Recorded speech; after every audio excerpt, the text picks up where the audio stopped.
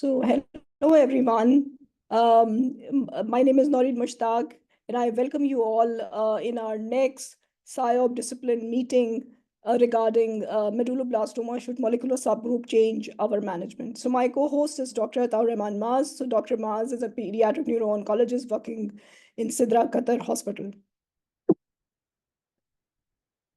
Just to have a recap of what is disease-specific portal for learning and networking is, this initiative is basically to provide additional learning avenues to SIOP members. It's a learning forum on various aspects care directed but not limited to the WHO index cancers, common curable cancers. So there are various learning sessions. One would be the case-based discussion, and we are doing the same today as well, and in our last session of the low-grade glioma session with Dr. Eric Buffet, and diagnosis and referral pathways can be the other one, access to care, advanced diagnostics and therapeutic modalities. Our invited faculties are SIOP members with enormous experience, and they are the luminaries in the field of pediatric oncology or pediatric neuro-oncology. So this is basically initiative will potentially enhance SIOP membership engagement and contribute to the professional nurturing of SIOP global health network members. So our pilot phase was started in December last year, and we are planning to make it functional till May 2025. It's actually globalized the already existing smaller and regional groups on disease-specific learnings, and our team will coordinate educational stage sessions along with the local SIOP Asia organizers. So our main session is in the SIOP Asia 2025 Congress to be held in Riyadh, Saudi Arabia in April 2025. So I invite you all to please make some time and come to Saudi Arabia to join SIOP Asia, which was planned in April, which is planned in April 2025. Our ultimate goal is the expansion of the project to the non-English to engage global representations, connect with other projects within SIOP and SIOP continental branches, and actively interact with the key global stakeholders in childhood cancer initiative. So this was the last one, which was very well received. We have more than 300 participants in that meeting, which was scheduled last year in December. So if anybody want to listen this and learn this, you can go to YouTube, or you can scan the code and get connected and listen to the great talk by Dr. Eric Buffet. So this time it's Dr. Maryam Fouladi, and the topic is medulloblastoma should molecular subgrouping change our management. And our next webinar will be planned for Hodgkin lymphoma on Thursday, 27th February. So the housekeeping instructions would be to you can click on question at any time. Unfortunately, there is no voice options for the audience. Text answers will be answered from the expert if they have time, and if possible, dedicated question and answers time after panel discussion, and there will be a survey afterwards. So I invite you all in the SIOP Annual Congress in Amsterdam. The abstract submission has opened. Please consider submitting abstract for the nursing track. Also, abstracts are welcome from everyone. SIOP members save up to 300 euros on Congress registration fees. So I also invite you to join SIOP membership for 2025. Please renew your SIOP membership for the year 2025 in order to continue and enjoying webinars like today's and so many other benefits. So from this, I invite Dr. Maaz to continue the rest of the session. Thank you so much, Naureen, and welcome everyone. My name is Rehman Maaz. I'm a neuro-oncologist in Qatar, and it gives me a tremendous pleasure to introduce Dr. Rahat, who is a pediatric neuro-oncologist at the Children's Hospital Lahore and an assistant professor of pediatrics at University of Child Health Lahore. Dr. Rahat will present a case on medulloblastoma to set the scene for Professor Fouladi to later talk on medulloblastoma molecular-based management. Thank you very much, and welcome, Rahat. Thank you, Dr. Maaz. Good day, everyone. I'm Dr. Rahat. So we had a 9-year-old boy who presented with vomiting, vertigo, and unbalanced gait for 1 week. On examination, he was vitally stable with ataxic gait and nystagmus. His MRI brain showed a heterogeneously enhancing mass in the posterior fossa, occupying the fourth ventricle, with moderate hydrocephalus. So he underwent surgical excision by craniotomy, and his biopsy showed piece of round blue cell tumor with p53 negative and positivity of beta-catenin. So we were suspecting Wnt type of medulloblastoma in this case, and we sent the sample to sick kids for further subgrouping, and it turned out to be medulloblastoma Wnt activated. As his pre-op MRI spine was not done, so we had to go for the post-op MRI brain, which showed no residual disease, but on the MRI spine, he had drop metastasis. His post-op CSF was positive for malignant cells. He also had severe cerebellar mutism after the surgery. We underwent standard dose of craniospinal irradiation followed by maintenance chemotherapy because we consider it as Wnt medulloblastoma, so we did go with that. He underwent physical rehabilitation and is currently having mild physical restriction with Lansky performance score of 70. Thank you very much.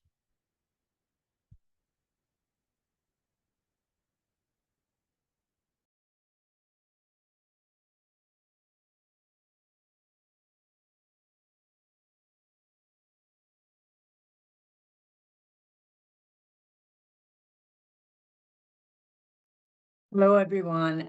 It's a huge pleasure for me to be here, and thank you for the organizers for giving me this privilege to talk to you a little bit about medulloblastoma. Should subgrouping change our management? And I'll preface this by saying, because we have really focused our efforts in publishing and coming up with the next set of medulloblastomas at the Children's Oncology Group. And since I head the Brain Tumor Committee in that particular consortium, and because the field is so huge, I'm focusing a lot of my talk on how we've developed some of these strategies through the Children's Oncology Group. I'll start in terms of disclosures. I have some clinical trial support from several companies, but I won't be discussing any unapproved or investigational therapies. I'm going to start this in terms of an overview, giving you a little bit of historical perspective. I think it always is really important to know where we've been to try and figure out where we're headed. And I'm going to talk a little bit about some of the recently published prospective Children's Oncology Group trials, which really tried to see if some of these retrospective data about subgrouping stand the test of prospective testing, and how, based on some of those results, we've now looked at how our next set of studies in the Children's Oncology Group should be. And I'll talk briefly, since we're talking and focusing on the molecular characterization for these children, on the amazingly successful Childhood Cancer Data Initiative Molecular Characterization Project, which is a partnership between the National Cancer Institute, the Children's Oncology Group, and Nationwide Children's Hospital. Now, multiple other such initiatives are successfully being conducted around the world. But since we've launched this in COG, I'll very briefly talk about this and then finish with a brief summary. So to give a little bit of historical perspective, it's almost exactly 100 years to the day that medulloblastoma was first coined as an entity by Cushing and Bailey. In their description in 1925-26, the first paper was actually in 1925, included some clinical histopathological characteristics of this disease. And then the next big landmark was in 1953, where the advent of radiation therapy was then used to supplement good surgical resection, and it improved outcomes in patients with medulloblastoma to about 60% when craniospinal irradiation was given.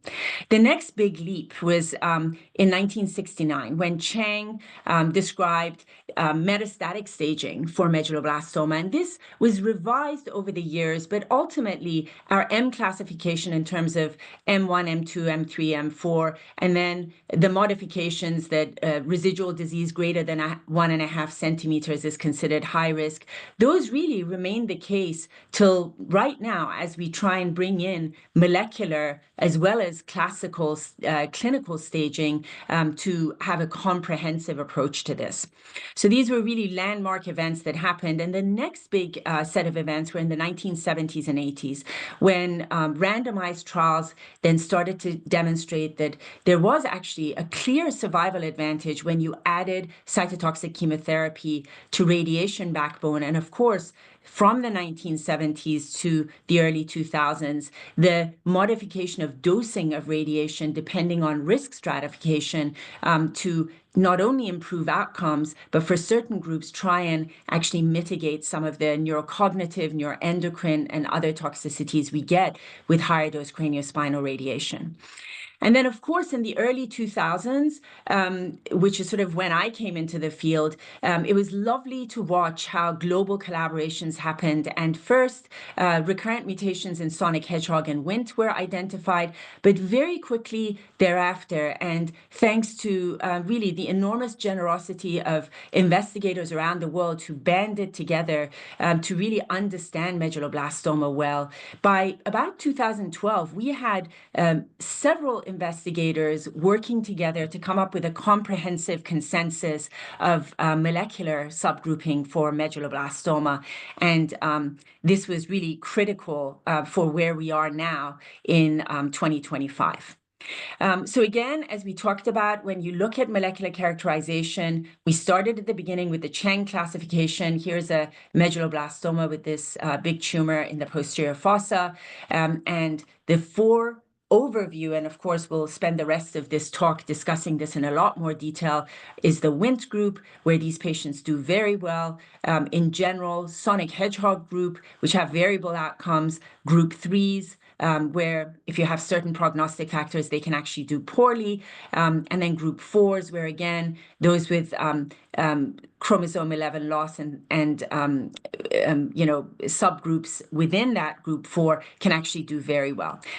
So this is sort of just initially how the consensus became, but over the years, the subgroups became subtypes, and those subtypes were again divided into many other subtypes. Why do I even bring this up? I bring this up because at some point for us as clinical neuro-oncologists who are trying to have our boots on the ground and help these children with medulloblastoma, it becomes ineffectual to have so many different subgroups and subtypes and classifications that honestly we put the pie into such small slices that we won't really be able to try and define therapy based on these outcomes. So we have to be very pragmatic. And while it's wonderful as we try and understand all these very small subgroups and subtypes, I think it's also important to keep in mind, what does it actually matter prognostically and therapeutically, and to take those things into account. And so the WHO classification in 2021 tried to do that to a degree, recognizing that methylation, nanostring, and comprehensive testing wasn't available to most centers in the world in 2021, including most of the centers in the US and the West in general. The WHO classification then molecularly defined medulloblastoma and still continued to histologically define medulloblastoma. The molecular classification looked at Wnt-activated medulloblastomas and then divided the sonic hedgehogs to the TP53 wild type versus mutants, and then the non-Wnt, non-sonic hedgehog, which of course comprises then the group 3/4s as a lumped entity. And then of course histologically defined, still desmoplastic nodular medulloblastomas, medulloblastomas with extensive nodularities. These are the MBENs that we often see in the younger patients. And again, the focus of today, given the case presentation, will be in the older population. Infants will be a whole separate discussion. And then the large-cell anaplastic medulloblastomas, where we know diffuse anaplasia still is a prognostic factor. So that is part of our now comprehensive molecular as well as clinical classification. So having said all that, what I'd like to do now is to see how this actually affected our prospective clinical trials. And it's important because we've also seen, it's great that we have a lot of collaborations, and science begins with these collaborations looking at retrospective data. Because of our approaches are always slightly different, whether it's in Europe and North America or other countries, we want to make sure that we've prospectively validated some of the things we know. So I'm going to first discuss ACNS 0331, which was the average risk study in children's oncology group that took over 10 years or so, 10 or 12 years to do in the early 2000s.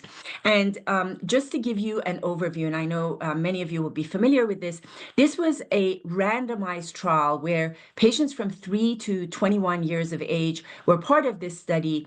Those younger patients, the idea was, could we drop the dose since they're very vulnerable to neurocognitive outcomes at the end, to randomize those patients 3 to 7 years of age to 18 gray CSI, and then another boost of 5.4 to the posterior fossa to make it 2340 for that, but CSI of 18 versus 23.4 gray CSI for those patients. And then patients 8 to 21 did not get randomized and got 23.4 gray craniospinal radiation. There was a second randomization that looked at the posterior fossa versus involved field radiation, both getting 30.6, but this was really reducing the volume from posterior fossa to involved field.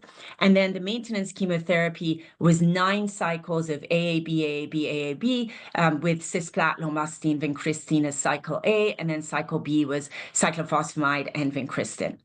And this study enrolled 549 patients, 464 of whom were evaluable for the randomization between posterior fossa and involved field.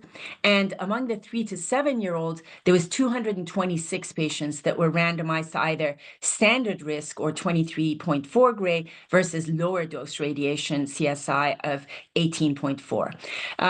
As we typically see, male to female ratio was 1.8 to 1. Median age was around 8. And in this particular case, remember, this wasn't done prospectively because this study opened in the early 2000s before the advent of full molecular characterization. And the definition of average risk in this study was based on the Chang classification with less than 1.5 centimeter residual, M0 status, non-anaplastic or large cell types of tumors. So this post-hoc methylation analysis and mutational analysis was done at the end of the study. So about 380 patients had enough tissue for us to do methylation, and this was the breakdown, which seems reasonable. Remember now, this is just the average risk, so there's no high risks in this group, or at least few high risks. So in terms of outcomes, and this is important just as we move on to the next study and how this affects things, involved field radiation versus posterior fossa, really there was not any difference in event-free survival or overall survival between either of these groups as a whole. And when we looked at molecular classified patients, we didn't see any difference among the Wnt group 3 and group 4 patients. But interestingly, the sonic hedgehog group who had involved field radiation did significantly better. So they had smaller field, not full posterior fossa than the sonic hedgehogs. Part of this was that these sonic hedgehog groups also included patients with P53, TP53 mutations, potentially germline, then Li-Fraumeni patients. So several of this group, several of the posterior fossa RT group actually did have secondary malignancies, and there were more relapses in that group as well. So this is important to note. And then when we looked at 18 gray CSI versus 23.4, what we noted was that the 18 gray CSI dose in the 3 to 7 year age groups for the average risk medulloblastomas led to a worse event-free survival and overall survival, which was very disappointing. We didn't see any difference in the Wnt, sonic hedgehog, and group 3 patients. And in the group 4 patients who got 18 gray, they actually had worse 5-year event-free survival for 18 gray. But again, the numbers were small, and these were patients without chromosome 11 loss. But clearly, the 3 to 7-year-olds had better neurocognitive outcome. So this was really an important study, just looking at the radiation doses. But what about molecular base, when we really looked at the post-hoc molecular analysis? Where, as you can see here,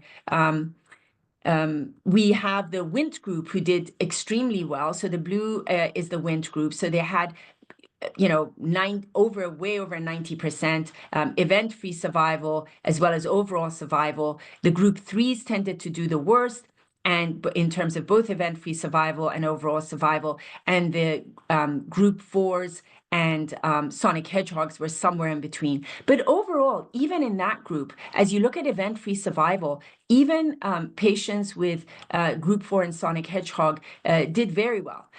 So overall, outcomes were good. Now, the patients with TP53 alterations did terribly. Now, it was interesting because there were 7 of them, 5 of them were sonic hedgehog, and event-free survival for this group was 14% versus 84% for those who didn't have it. But again, numbers are very, very small, right? So again, keep these in mind. These were post-hoc analyses that really were in line with some of the things we'd seen with the frontline analysis, with the retrospective analyses that had been done.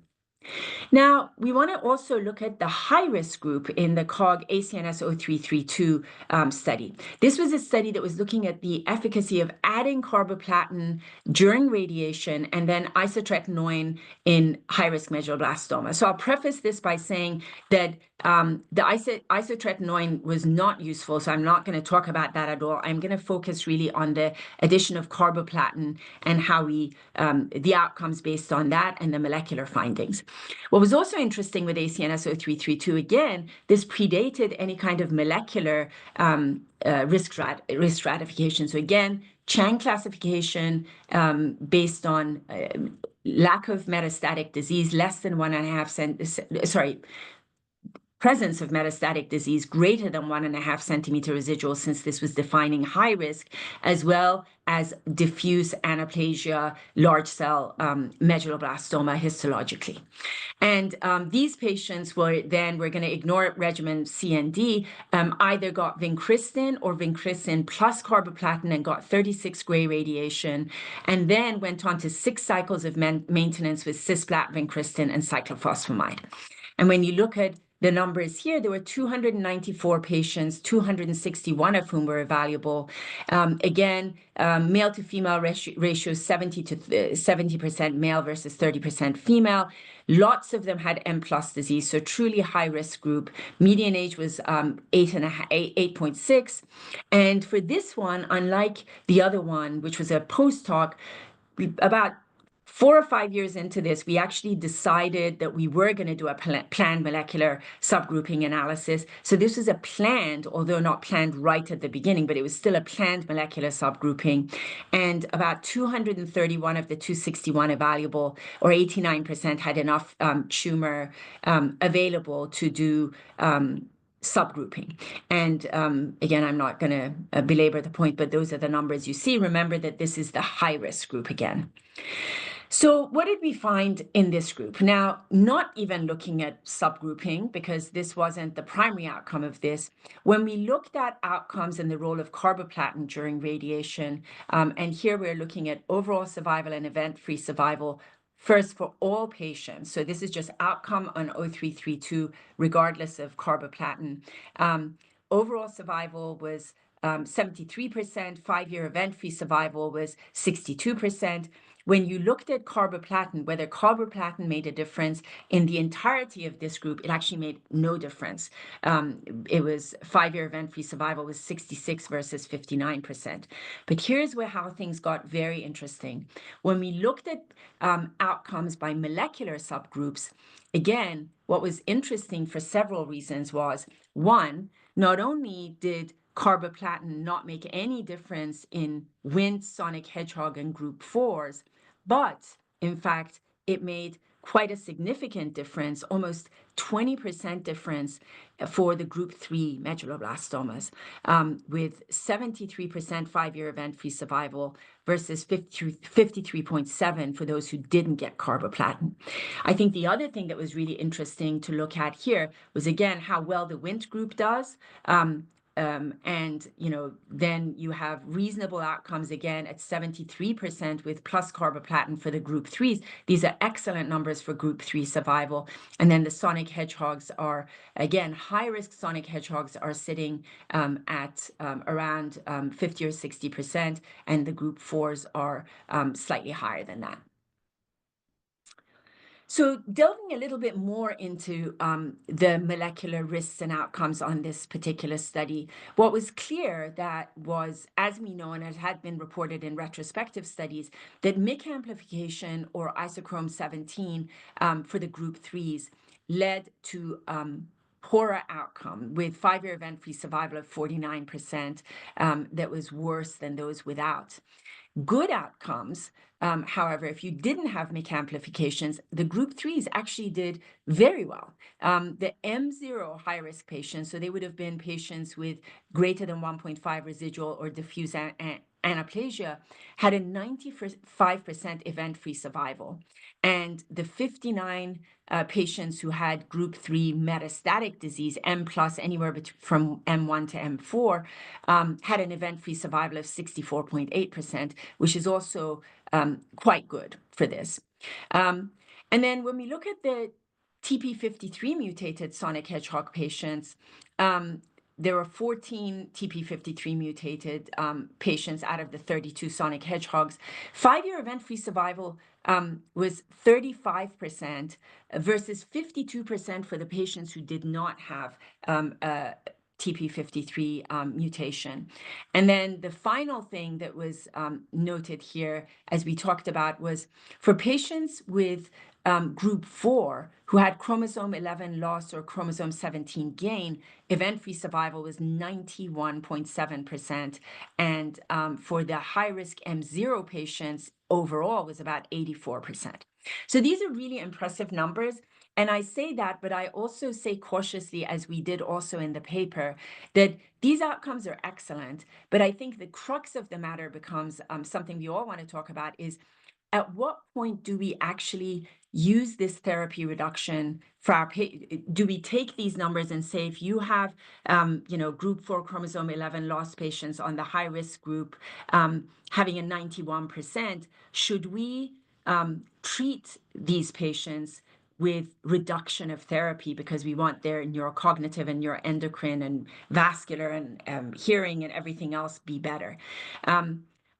I would caution all of us. I think this is why it's really important that we all have access to clinical trials where particularly therapy reduction studies can be done. As you saw earlier, ACNS 0331 actually showed that 18 gray was not effective in the vast majority of the 3 to 7-year-olds. And of course, now we know within the Wnt group that may potentially not be the case, but it is important to look at these questions very scientifically in a clinical trial with informed consent so that we can actually understand this and not only help our patients, but help the field as well.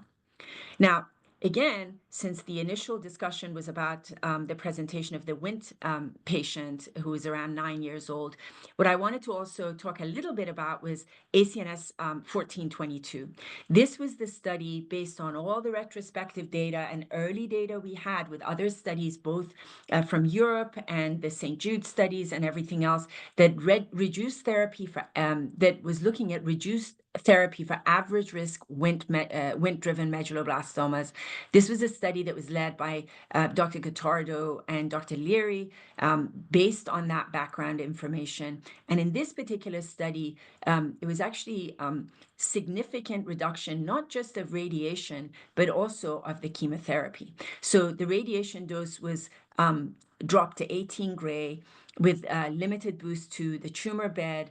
And then, as you can see, we did 4 cycles of cisplatin-containing and 3 cycles of cyclophosphamide-containing regimen. And the cumulative dose of vincristine, especially since these are older patients who tend to have neuropathy and other issues, was dropped by 40%. The cumulative dose of cisplat was dropped by 1/3, as was the dose for CCNU. No change in the cumulative dose of cyclophosphamide. And again, the primary objective was to estimate progression-free survival in these Wnt-driven medulloblastomas. So this study, literally just in the past year, achieved its accrual of 40 patients. We do not have results back, but this is going to be a very important study in terms of assessing the feasibility of giving 18 gray and less chemotherapy to patients with Wnt medulloblastoma. So these would have been M0 Wnt medulloblastomas. Similarly, SJMB12, which is the St. Jude medulloblastoma study, has given preliminary data at ISPNO last year for reduced therapy for M0R0, meaning no residual disease, either Wnt medulloblastomas, and again, was assessing progression-free survival. In this study, they went even further. They dropped the dose to 15 gray CSI with 51 gray to the primary site, plus 4 cycles of chemotherapy that included vincristine, cisplat, and cyclophosphamide. 72 patients have been enrolled on this study with an average age of 10.3 years. Now, again, 5-year progression-free survival sits at about 90%, but remember that median follow-up is not at 5 years. So these patients may end up falling off as some of those later patients hit the 5-year mark. So again, I would interpret this very cautiously because the follow-up is shorter, and we would want to make sure that we are not getting late relapses. 4 of the relapses that were reported was 2 local, 2 distant, 1 both. So maybe that's 5, sorry. But we had a combination of local and distant relapses.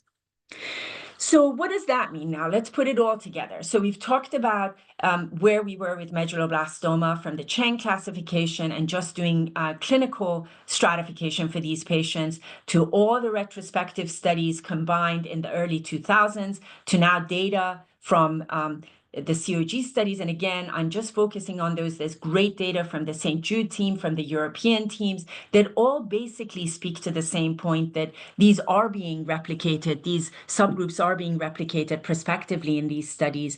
Backbones are slightly different, so it's important to, depending on where you are and what studies you're using, to really focus on results for those studies. But where are we now headed in COG based on our own data? And remember, how we're going to be doing the next set of studies is using very well annotated molecular and clinical stratification, and using our historical data now to compare whatever we do to ACNS, say, 0331 or 0332. So COG ACNS 2031 is basically a study that uses sodium thiosulfate for cisplatin-induced ototoxicity in children with average risk medulloblastoma. And based on all the data we've presented, we've also got a reduced therapy arm as well that I'll talk about in a minute. I think the most important part of this isn't really the sodium thiosulfate and what we're doing, but specifically focusing on how have we tried to put together now a comprehensive molecular and clinical stratification and staging for these patients. So in this study, based on the data from both 0331 and 0332, we define average risk as patients who can have sonic hedgehog, P53 wild type, GLE normal, MYC normal, no chromosome 14q loss. And if they're group 3, they also can have a MYC amplification and no isochrome 17q. Group 4s have no chromosome 11 loss, and I'll tell you why in a minute, and they cannot be large cell anaplastic because that still continues to be a prognostic factor. So we're now again combining molecular plus histopathological, and of course, we still need them to have less than 1.5 centimeter residual and M0. So if you have any of those, you wouldn't be eligible for 2031. So this is how we're combining now the old classification plus the new plus histology.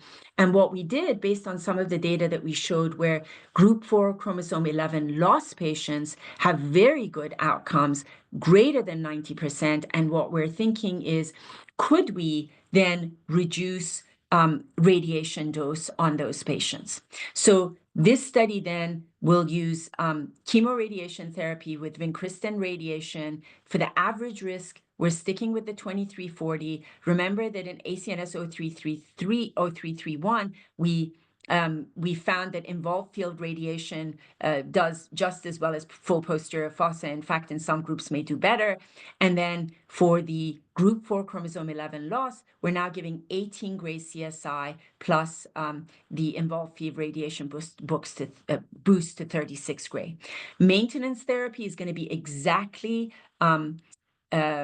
as we had before. So cycle A is it's going to be AAB, AAB, AAB, the 9 cycles with cisplatin, lomustine, vincristine, and cyclophosphamide and vincristine. So that basically we are building on the ACNS 0331 data, using sodium thiosulfate to see if we can help hearing, and also have this additional group 4 chromosome 11 loss group where we're trying to reduce therapy on a clinical trial. This study just opened about a year ago, was shut down for a while for various reasons, but God willing will open in the next month again, but we won't have data for a while. And then again, just to talk a little bit about what happens with the high-risk medulloblastoma study, we don't actually have an approved version. So all I'm going to talk about is how we intend to classify and define the high-risk group. So again, this will be based on extent of resection, diffuse anaplasia, as well as molecular subgroups. So again, for the sonic hedgehog group 3, group 4, or WNT, if you have any of those patients, any patients with metastatic disease greater than 1.5 centimeter residual will be on the high-risk arm. If you have diffuse anaplasia with sonic hedgehog group 3 or group 4, you will also be on the high-risk arm. And in terms of molecular things, if you have a P53 mutation with sonic hedgehog, MYC amplification, GLE amplification, 14q loss, you will also be high risk. And for the group 3s, we clearly know that MYC amplification and isochrome 17 are also poor prognostic factors.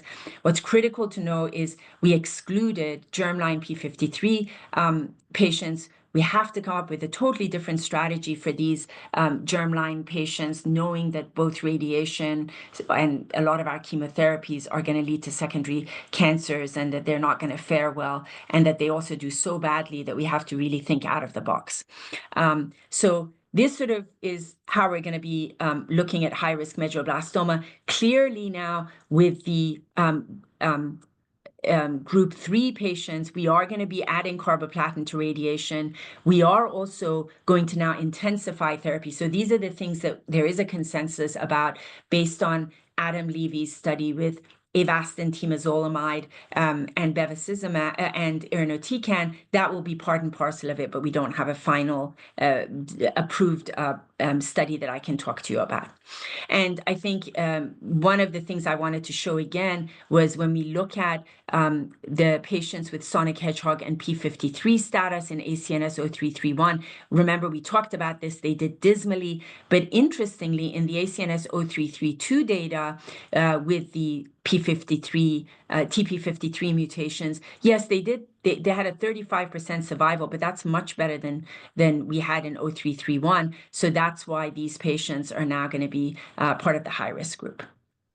And for my last couple of slides, I just wanted to then, again, since we're talking about molecular characterizations, there are amazing initiatives around the world in different countries that are taking advantage of being able to do this. in the Children's Oncology Group through the registry protocol, which is APEC 14B1.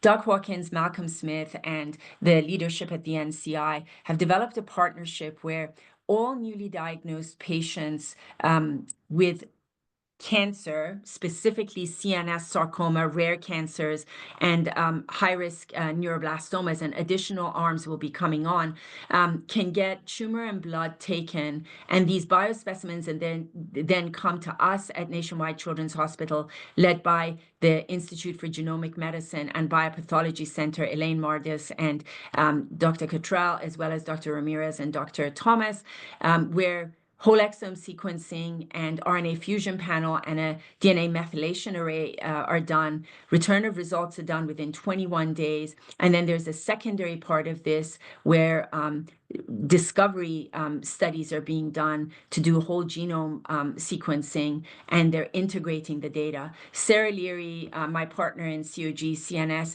has been instrumental with Dr. Thomas to put this whole initiative together, and it's been enormously successful. We've had over 3,000 patients with CNS tumors that have now gone through this with a return of result of a median time of about 19 days from the day you get the tumor and blood, to us. And so this has been an excellent initiative in allowing everybody to see that this can be done, and it can be done in real time so that you can start therapy at an appropriate time for these patients. So I've done a bit of a sort of run through of medulloblastoma, but I guess in summary, I just wanted to say it's really thrilling to be here working with all of you in 2025. We've made remarkable progress in elucidating not just the biological landscape, but in terms of therapeutic and prognostic factors for medulloblastoma. Access to rapid comprehensive molecular characterization is going to be really important. And I do think for low and middle income countries and low resource countries, this has to be something that we focus on over the next few years, because we know that this will not just transform diagnosis and risk stratification, but again, therapy and outcome, not just in terms of improving actual outcome, but also mitigating some of these devastating side effects that we have long-term for patients who get craniospinal irradiation. And my final plea would be, while it's lovely to have 65 new different subtypes of a disease, when we don't have that many of that disease, we've got to be careful and pragmatic about how we approach it. And again, a plea to everybody, and SIOP does this so well, to work collaboratively, internationally, and across consortia. And with that, I'd like to thank everybody for the opportunity to present. Thanks, everyone. Thank you so much, Dr. Maryam, for such a great talk. So we have questions coming. So I would request everyone to post your questions in the question and answer session. Unfortunately, we cannot take audio involvement. So over to you, Dr. Maaz. Thanks a lot, Naureen. And thank you, Maryam, for a fascinating talk. It's always a pleasure listening to you speak on various subjects. So we've got a few questions already. If I may begin by asking the first question, which is from an anonymous attendee. So if the previous trial showed lower dose CSI was inferior, why did 1422 or SJMB12 drop the CSI dose for the Wnt group? So 0331, let me actually look at that. So these data, the 0331 data were published in 2021. And I think some of the, let me just bring up that data. So the group 4, so there was no difference in the 3 to 7. There's no difference in event-free survival there was no difference in event-free survival or overall survival between 18 and 23 for the Wnt sonic hedgehog and group 3 patients. The group 4s did a lot worse. So I think what we noticed in 0331, any patient, remember that was just any patient 3 to 7 years of age, and that group did worse, right? And it included sonic hedgehog, Wnt, as well as group 3s and group 4s. When you teased out the Wnt's, they didn't do any worse at 18 versus 23.4. The whole group did worse based on age, but the WINTs themselves didn't do worse. And then when we looked at the 0331 and the 0332 data, both of them had greater than 90% survival when we looked at specifically the WINT subgroup, right? Because 0331, the randomization was 3 to 7 years based on Chang classification, and that's how how it was done. Does that make sense? So it wasn't based on subgrouping. And I'll just bring this. Can I just share this one more time just so you can see this, just so it's clear? Sorry, where's my share button? Here it is. And again, I don't have it. I have it in this mode. So when you look at ACNS 0331, if you look at the WINT group, it was over 90%. Do you see? And event-free survival was greater than 90%. And this is the ACNS 0331 data. When you look at the data, like overall, the overall data was worse. Can you see that? Let me just make it bigger. So the overall data. Maryam, you're not sharing your screen though. Oh, I'm so sorry. I thought I was here. Apologies. So am I sharing now? Here we go. So let me go to presentation mode again for this if I can. Sorry, hold on. I've got to bring this one. Yeah, I can't put this in presentation mode because it's coming on my other side. But just to show you here, so this was the CSI that showed there was a difference in all comers for 18 gray. But when you go to the WINT specific ones, right? So WINT, this is the blue. When you look at outcomes based on molecular, yes, the other ones were potentially lower, but the WINT group did very well. It was greater than 90%. Yeah, thank you for that. So the next question comes from Kriti Hegde.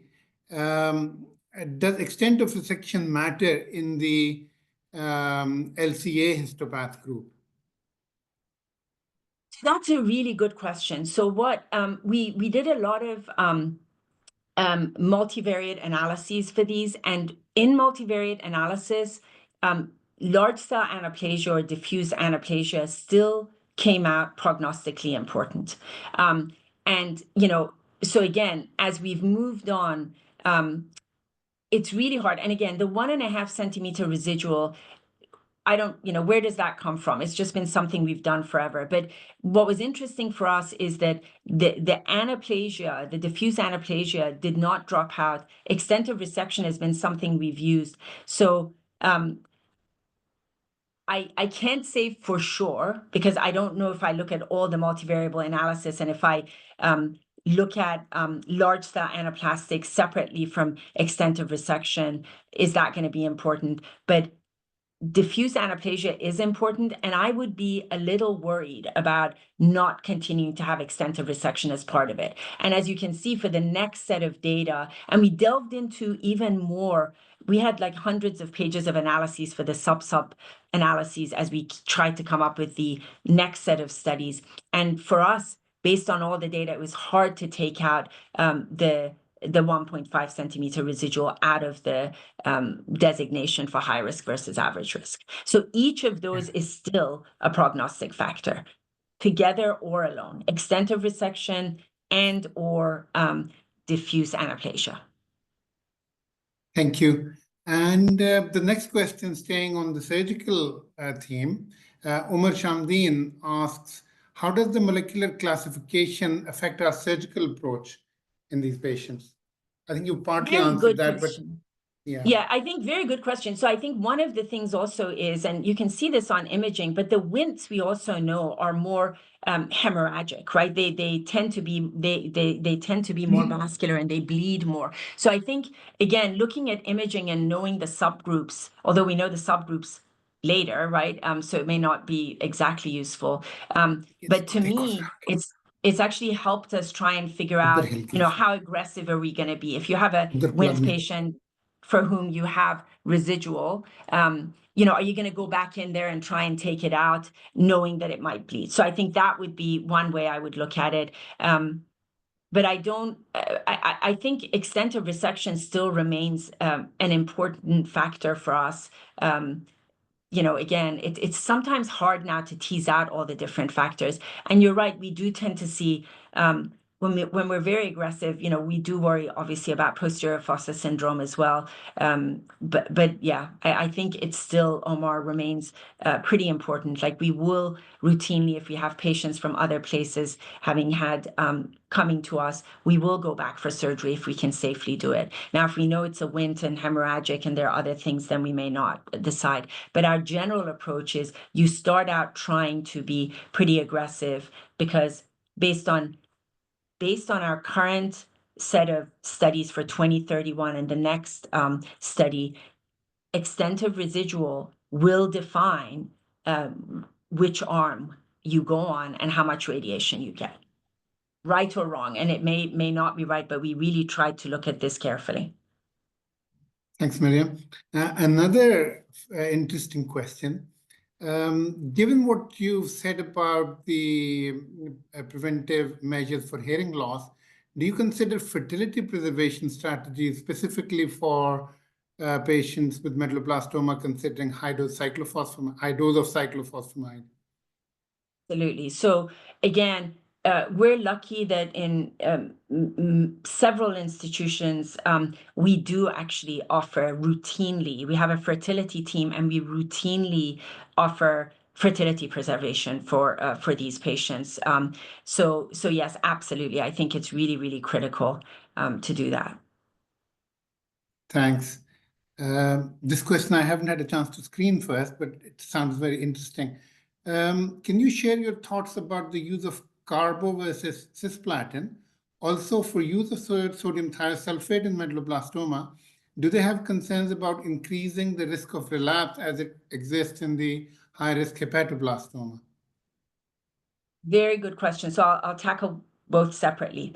The carbo versus cisplat is sort of an age-old question that we always talk about. And I think, everybody has their own personal opinion, because, again, I've approached clinical trials sort of very scientifically. I think there are groups that use carboplatin just as effectively. I think in COG, we've built on the cisplat backbone. So any further studies we're doing, which are building on the studies we've had, have had cisplat as part of it. Of course, I worry about the fact that cisplat causes much more ototoxicity and nephrotoxicity potentially than carboplat, and may not be as well tolerated, and it has more acute toxicities as well.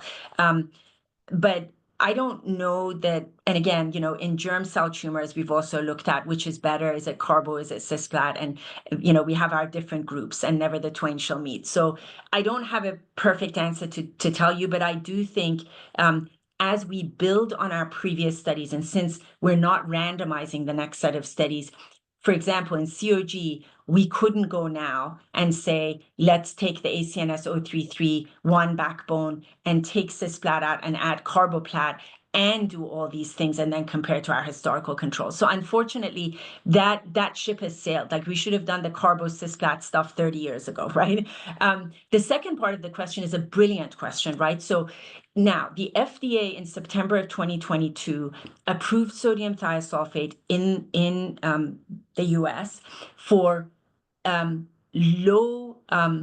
localized solid tumors. So it was a blanket thing for localized solid tumors. Now, remember, sodium thiosulfate should not cross the blood-brain barrier, we don't think.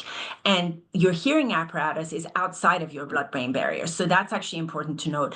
So based on the FDA approval and what we know, in the low-risk group, we're not as worried. But that's exactly why for the high-risk group, we have not added sodium thiosulfate.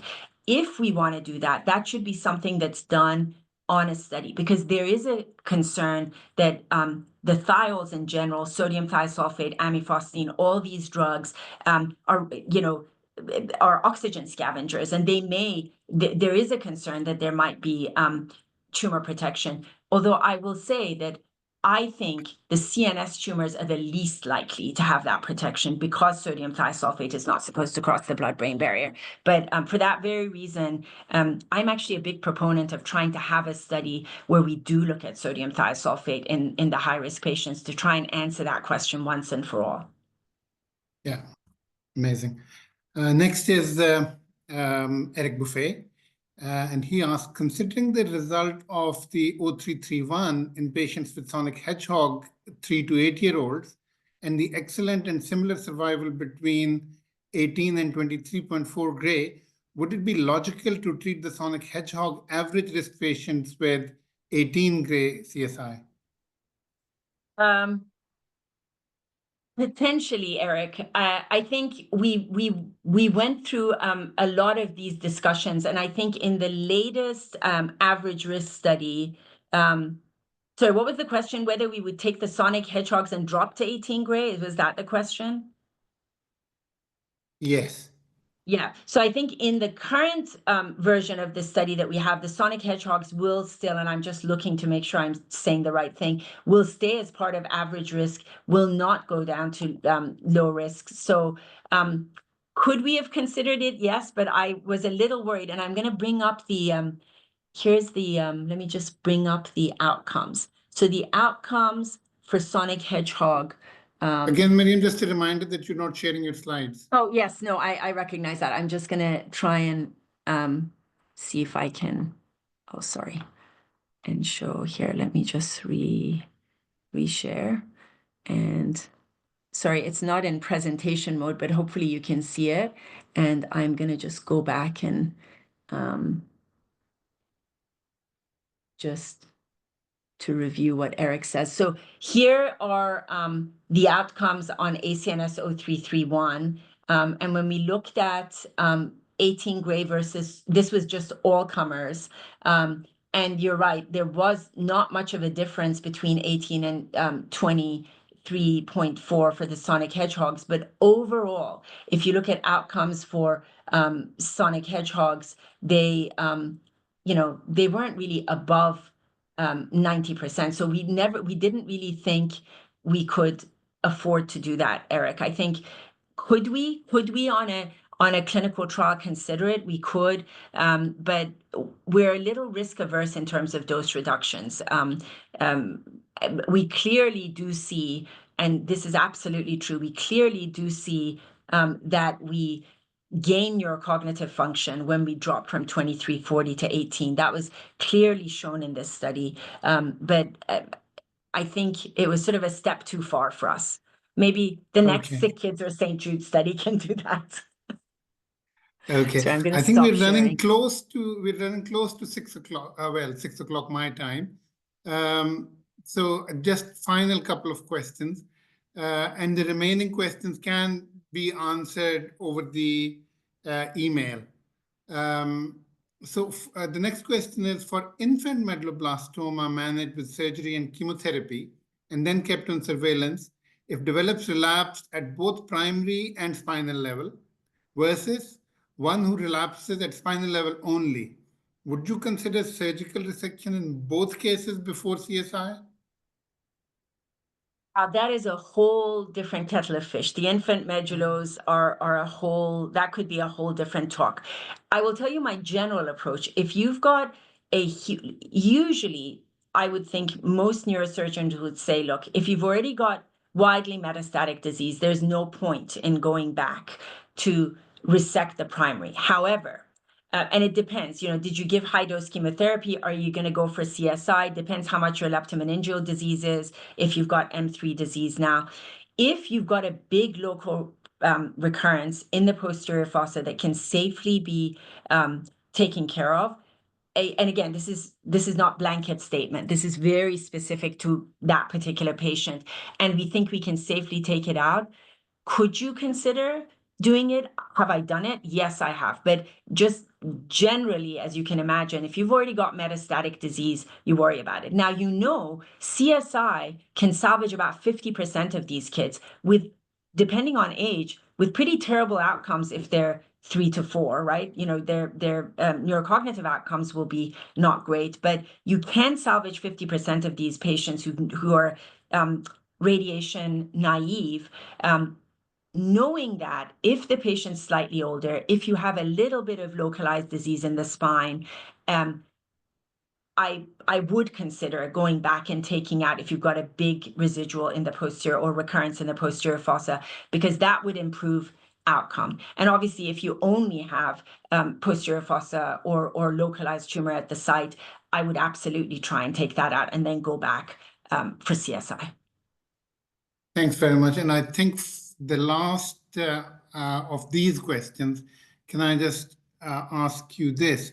Is the extent of resection prognostic for the Wnt subgroup? Really good question.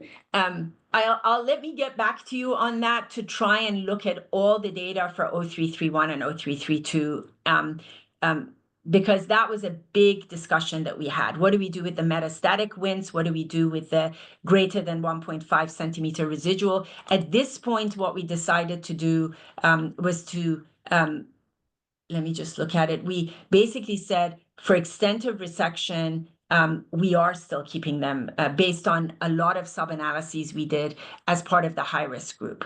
But this came up quite significantly among ourselves of what we should do with that. So if I can, if you don't mind, I'll take that question and try and give some clear information because I can't tell you off the top of my head, but we definitely looked at it. And after all our thoughts, we decided that extent of resection, no matter what subgroup you are, if it's greater than 1.5 centimeter residual, or if you have metastatic disease, they all will then be considered high risk. Thank you very much, Professor Fouladi, for this wonderful talk. And with this, I think we conclude today's session. Please continue posting your questions and they will be answered over the email. Now, the next of these webinars is going to be on Hodgkin lymphoma on the 27th of February. And just before we close, can I request the participants, by the way, 223 participants, I think, at its highest, so a very impressive number, to fill up the feedback survey for today's talk. Thank you very much, everyone. Thank you. It was a pleasure. Thank you. Pleasure. You have a good day. Bye.